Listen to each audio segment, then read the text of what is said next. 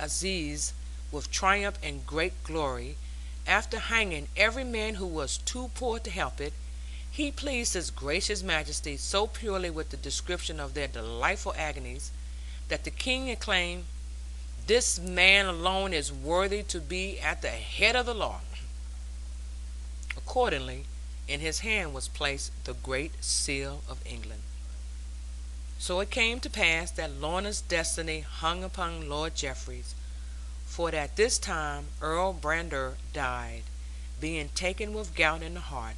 soon after I left London. Lorna was very sorry for him, but as he had never been able to hear one tone of her sweet silvery voice, it is not to be supposed that she wept without consolation.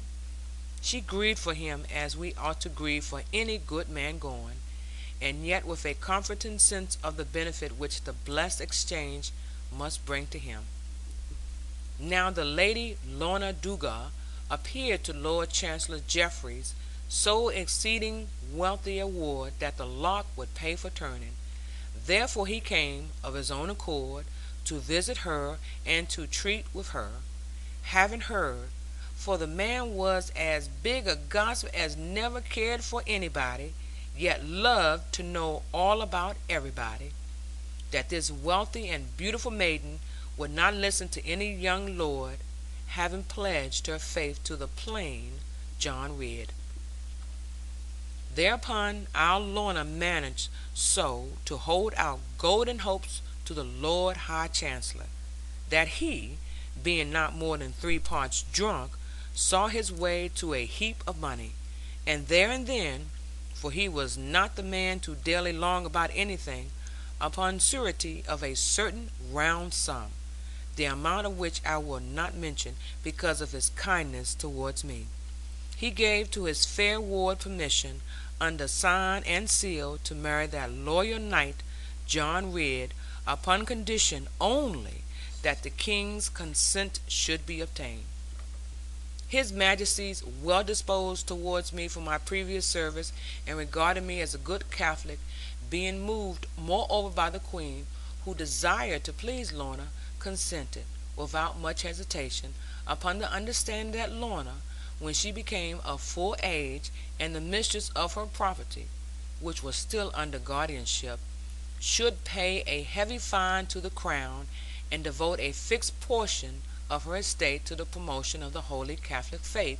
in a manner to be dictated by the king himself.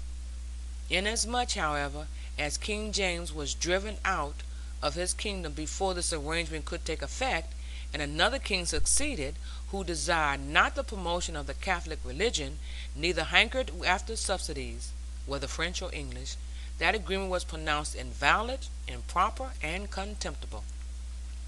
However,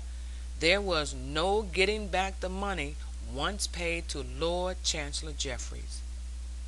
But what thought we of money at this present moment, or of position, or anything else, except indeed one another?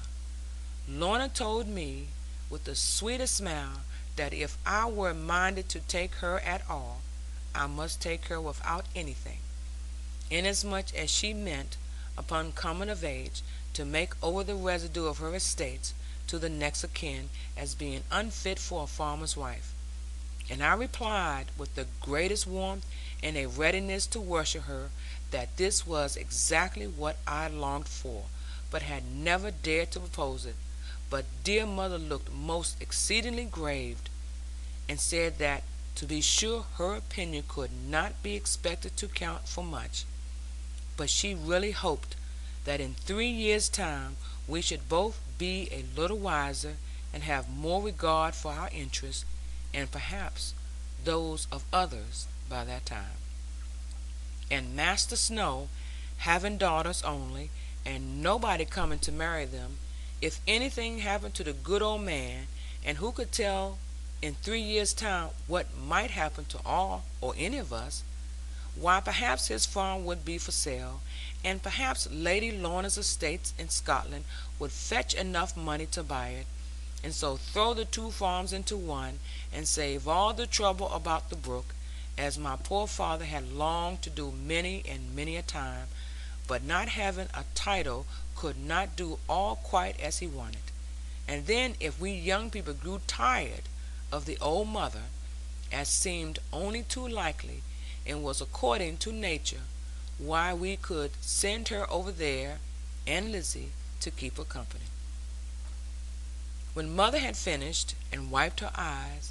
Lorna, who had been blushing rosily at some portions of this great speech, flung her fair arms around mother's neck, and kissed her very heartily, and scolded her, as she well deserved, for her want of confidence in us. My mother replied that if anybody could deserve her John, it was Lorna, but that she could not hold with the rashness of giving up money so easily, while her next of kin would be John himself, and who could tell what others by the time she was 21. Hereupon I felt that after all my mother had common sense on her side, for if Master Snow's farm should be for sale, it would be far more to the purpose than my coat of arms to get it, for there was a different pasture there, just suited for change of diet to our sheep as well as large cattle. And besides this, even with all Annie's skills, and of course yet more now she was gone, their butter would always command in the market from 1 to 3 farthings a pound more than we could get for ours. And few things vexed us more than this. Whereas, if we got possession of the farm, we might, without breach of the market laws, or any harm done to any one, the price being but a prejudice, sell all our butter as snow butter, and do good to all our customers. Thinking thus, yet remembering that Farmer Nicholas might hold out for another score of years, as I heartily hoped he might, or that one, if not all, of his comely daughters might marry a good young farmer, or farmers, if the case were so, or that, even without that, the farm might never be put up for sale, I begged my Lorna to do as she liked, or rather to wait and think of it,